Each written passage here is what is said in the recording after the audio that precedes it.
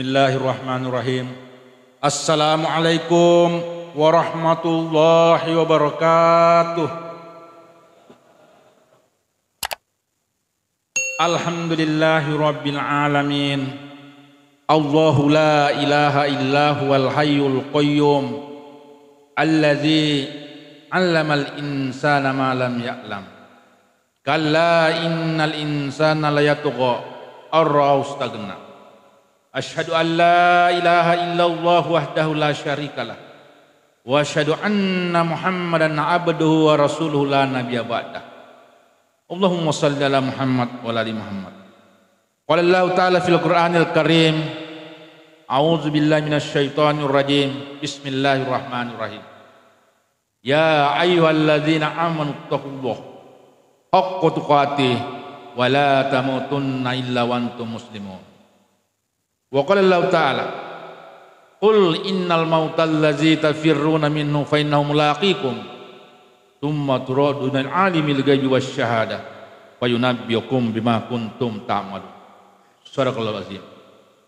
Bapak-bapak, ibu-ibu, saudara-saudariku sekalian yang saya muliakan, serta anakku sekalian yang saya banggakan, alhamdulillah, segala puji bagi Allah, Tuhan seluruh sekalian alam. Senantiasa kita menjadikan puji syukur kepadanya karena banyak nikmat yang telah diberikan kepada kita, terutama ini nikmat umur dan nikmat kesehatan. Kalau tahun lalu ada orang yang duduk-duduk di tempatnya bapak-bapak, di tempatnya ibu-ibu sekarang sudah tidak ada lagi dan dipanggil oleh Allah Subhanahu wa taala. Alhamdulillah, kita masih diberi kesempatan. Malam ini tidak sedikit orang sedang berbaring di rumah sakit. Untuk bernapas saja mereka harus membeli oksigen. Berapa rupiah dikeluarkan untuk membayar setiap tabung oksigen. Alhamdulillah, kita ini masih bisa bernapas dengan gratis. Ada orang untuk saya saja harus cuci darah. Apakah sekali sebulan, 2 kali sebulan, sekali sepekan, bahkan ada 2 kali sepekan. Alhamdulillah, ginjal kita masih sehat walafiat, masih mencuci darah kita secara otomatis. Adapun orang-orang yang dilanda musibah seperti ini, kena cobaan, maka menghadapinya harus dengan sabar. Innallaha ma'as sabirin. Sesungguhnya Allah beserta dengan orang-orang sabar. Maka orang sabar itu kita harus memberikan berita gembira bahwa Allah akan memberikan rahmat kepadanya.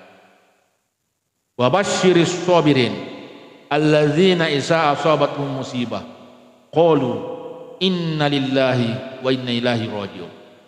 Maka sampaikanlah berita gembira kepada orang-orang yang sabar, yaitu orang-orang apabila ditimpa musibah mereka mengatakan bahwa segala sesuatu berasal dari Allah dan kembali kepada Allah.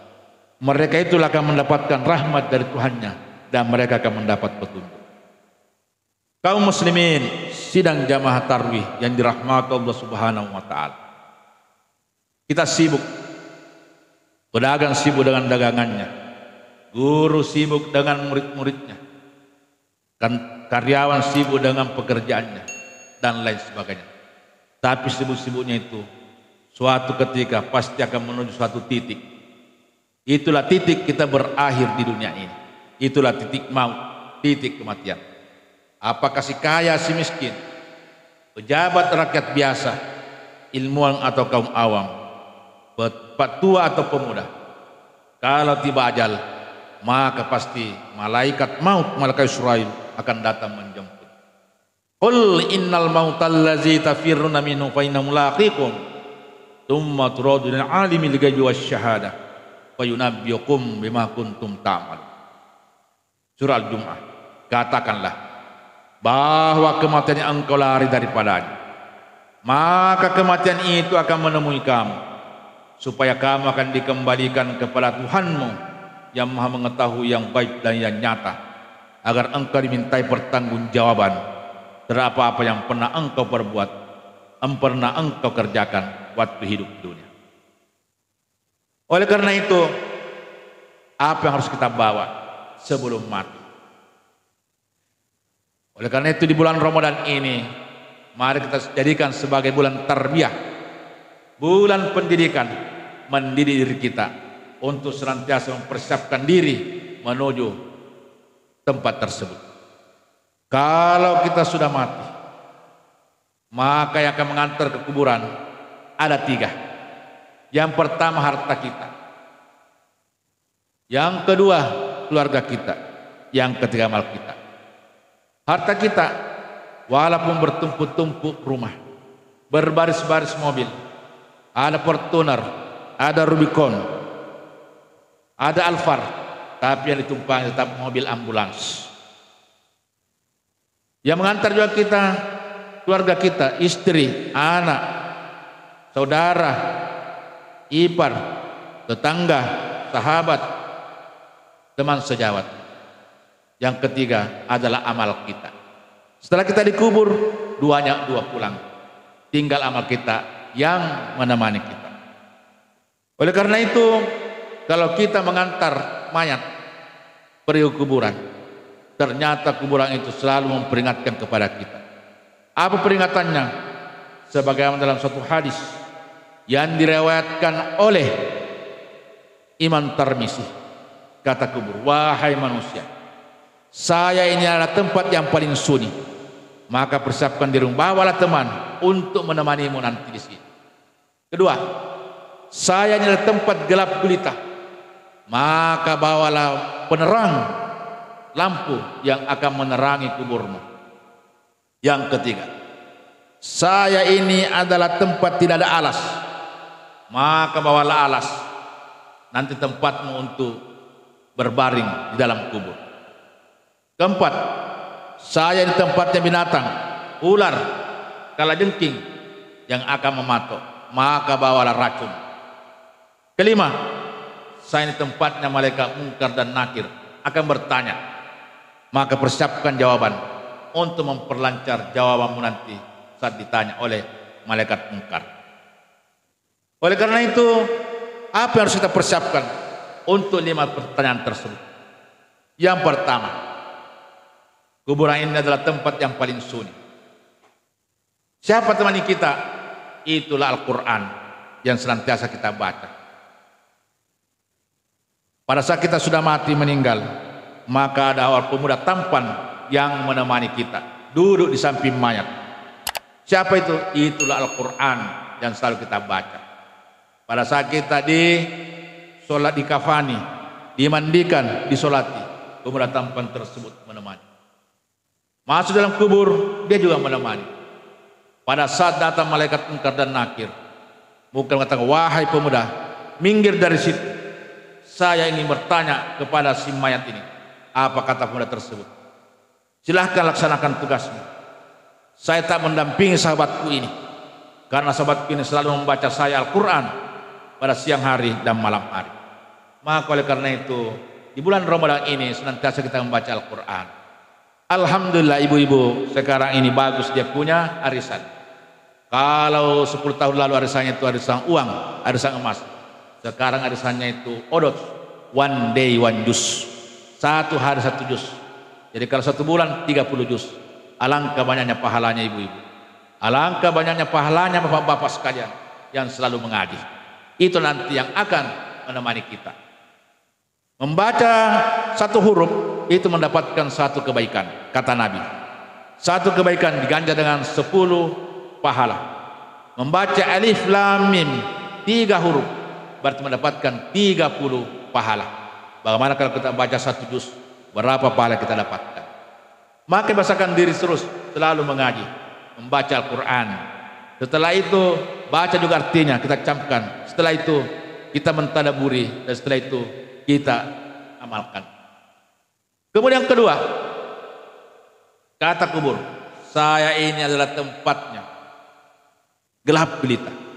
Jadi kalau kita kubur orang, setelah ditimbun ternyata gelap di dalam, walaupun siang hari di bumi ini. Maka oleh karena itu bawalah terang, penerang. Apa itu? Wa aqimus shalah wa atuz zakah. Dirikanlah salat, tunaikanlah zakat. Salat itu nanti akan menerangi kuburan kita.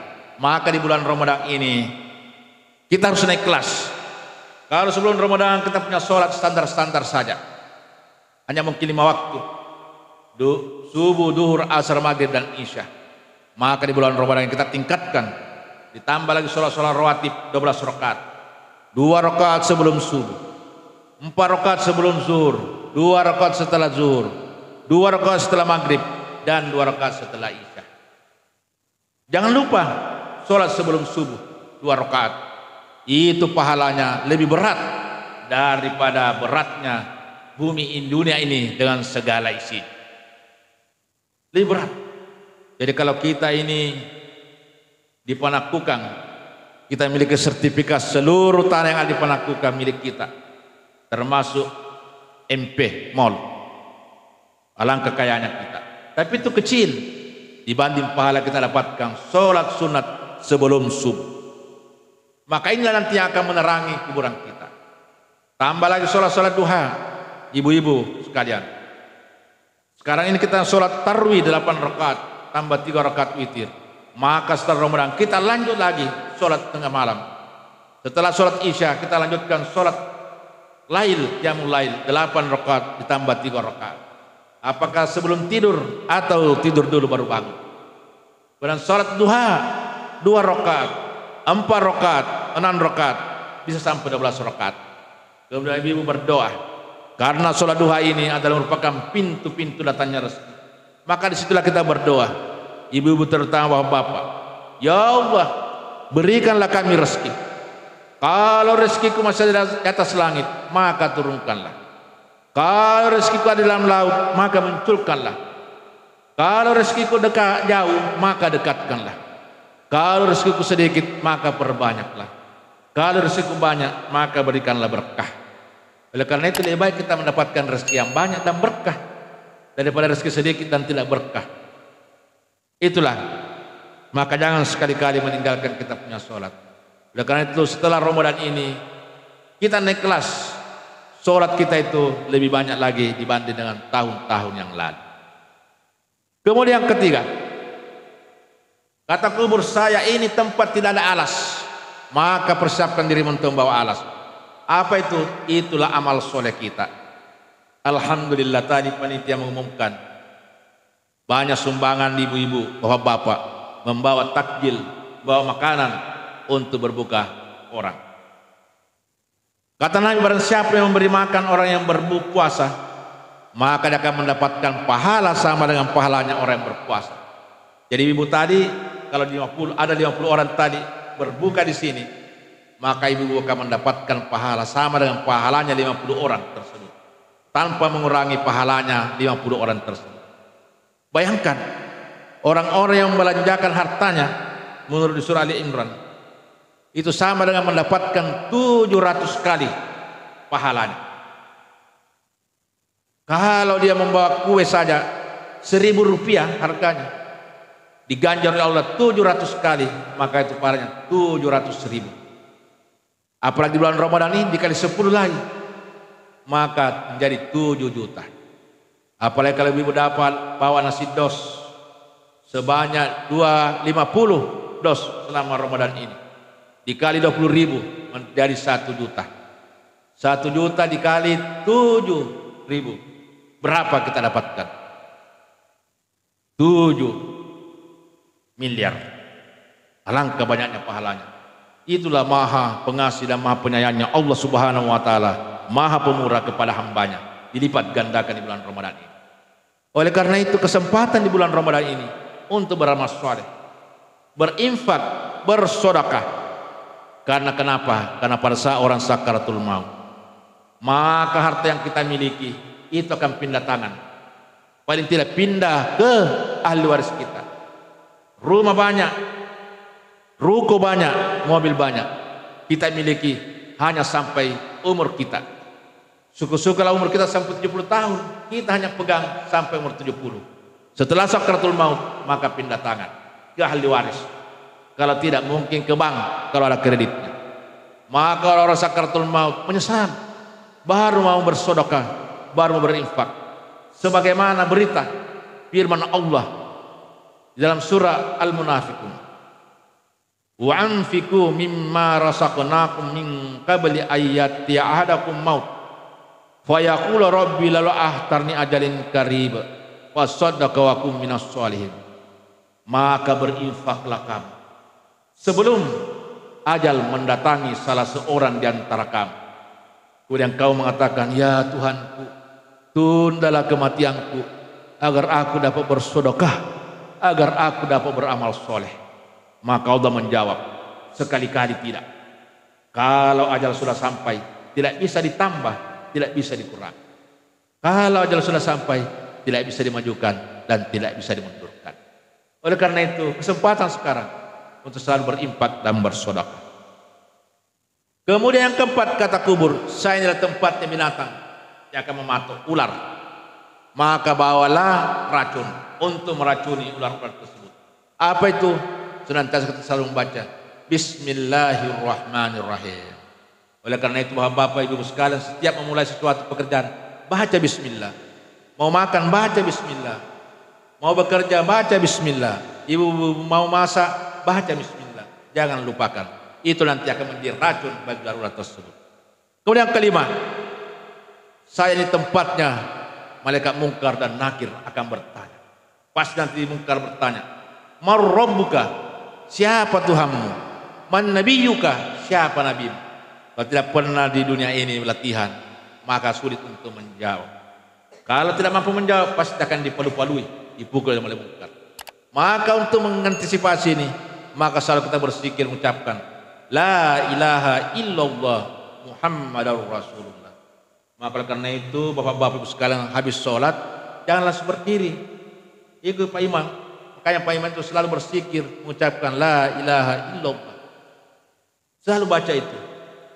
Di luar sholat juga baca. Apakah kita dalam keadaan berdiri, dalam keadaan duduk, dalam keadaan berbaring, selalu baca La ilaha illallah. Apalagi kalau kita dalam kendaraan, kaget baca La ilaha illallah. Siapa tahu naik pesawat, tiba-tiba pesawatnya jatuh, kaget, langsung baca La ilaha illallah, dan langsung dicabut nyawanya oleh malaikat. Maka kita mati dalam keadaan husnul khotim. Atau naik kendaraan, tiba-tiba kendaraannya ditabrak, kaget, langsung baca La ilaha illallah, berarti dicabut nyawanya, kita mati dalam keadaan husnul khotim. Maka biasakan itu. Kaum muslimin dan muslimat ini rahmatullah subhanahu wa ta'ala, waktu juga kita yang membatasi kita, insyaallah semoga Allah subhanahu wa ta'ala memberikan kesempatan kepada kita untuk pertemuan berikutnya. Hadanallahu wa iyyakum ajmain. Subhanakallah wa bihamdik, asyhadu an la ilaha illa anta, astaghfiruka wa atubu ilaik. Subhana rabbika rabbil izzati amma yasifun, wa salamun alal mursalin, walhamdulillahi rabbil alamin.